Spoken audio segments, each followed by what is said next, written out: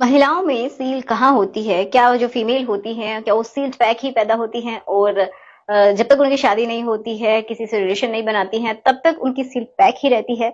इसके बारे में आज हम बात करेंगे, कैसे दिखाई देती है एक फीमेल की जो सील है, जिसको हम साइंटिफिक भाषा में हम हाइमन बोलते हैं जिसको, ठीक है? तो वो कैसी होती है? तो इसके बारे में बात करने वाले हैं, जिसके ऊपर बहुत सारे मिथ हैं और लोग समझने को रेडी ही नहीं है कि क्या सही और क्या गलत है। तो चलिए शुरुआत करते हैं आज की इस वीडियो की। क्या होता है ना कि जो भी फीमेल है उसमें सील होती कहाँ पे है, आपकी लैंग्वेज में बात कर रही हूँ मैं, जो कि मोस्टली लोग यूज करते हैं। तो देखिए कुछ इस तरीके से जो फीमेल है उसका जो ये पार्ट होता है, ठीक है, ये होल होता है। तो इसके अराउंड एक टिश्यू होता है, कुछ इस तरीके से मैं आपको दिखाऊंगी।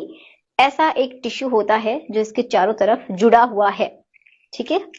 एक मिनट रुकिए, ये समझिए, कुछ इस तरीके से जुड़ा हुआ एक टिश्यू होता है इसके अराउंड, लेकिन जिसके अंदर ये पूरी तरीके से सील्ड नहीं होता है। ये ऐसे क्या है, आप देख पा रहे हैं अच्छे से, ये क्या है, होल है इसके अंदर से। अगर होल नहीं है तो प्रॉब्लम है, क्योंकि होल होना जरूरी है कि जब कोई फीमेल, जब एक लड़की 12-13 साल की होती है, उसको पीरियड्स आना शुरू हो जाते हैं, तो वो जो पीरियड का ब्लड है वो यहीं से बाहर निकलता है।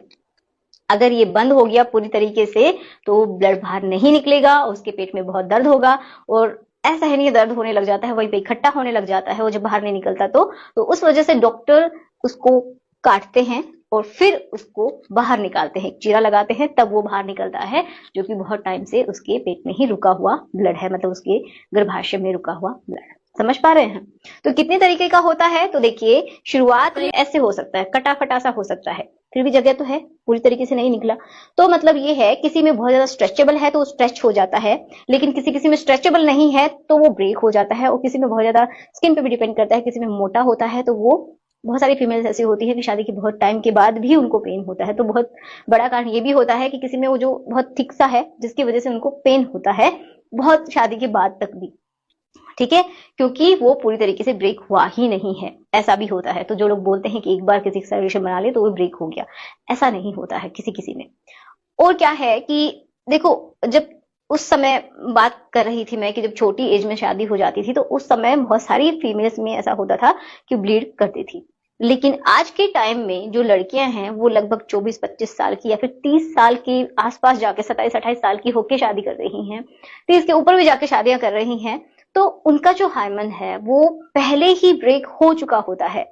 अब आप उसी तरफ मत जाइए कि उन्होंने कुछ किया है इस वजह से, क्योंकि देखिए एक टिश्यू है जो कि धीरे धीरे हो सकता है, वो उन्होंने कोई भी एक्टिविटी की हो तो टूट जाता है ऑटोमेटिक। वो ये समझिए एक अपनी जगह बना लेता है, चाहे वो खेल कूद में है, डांसिंग में है, हॉर्स राइडिंग करती है, तो भी ब्रेक हो जाता है, और एज के अनुसार भी थोड़ा बहुत किसी में ब्रेक हो जाता है, ठीक है। तो ये कोई बहुत बड़ा इश्यू नहीं है, और इसका कोई भी गारंटी नहीं ले सकता कि ये जो सिद्ध कर दे कि ये जो लड़की है ये वर्जिन है या फिर नहीं है।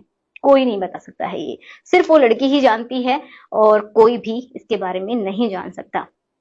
तो आप लोग इसके बारे में गलत ना सोचें, सही तरीके से सोचिए। और अगर किसी लड़की के साथ कुछ हो भी जाता है तो क्या वो गलत है? अगर किसी ने गलत तरीके से कुछ कर दिया, किसी का रेप कर दिया, किसी का शिकार हुई है, वो हो सकता है उसके ऊपर कोई हिंसा हुई है, तो क्या वो लड़की गलत है इस मामले में? नहीं ना। तो हर किसी को एक ही चश्मे से देखना गलत बात है। तो आशा करती हूँ कि आपको समझ में आया होगा।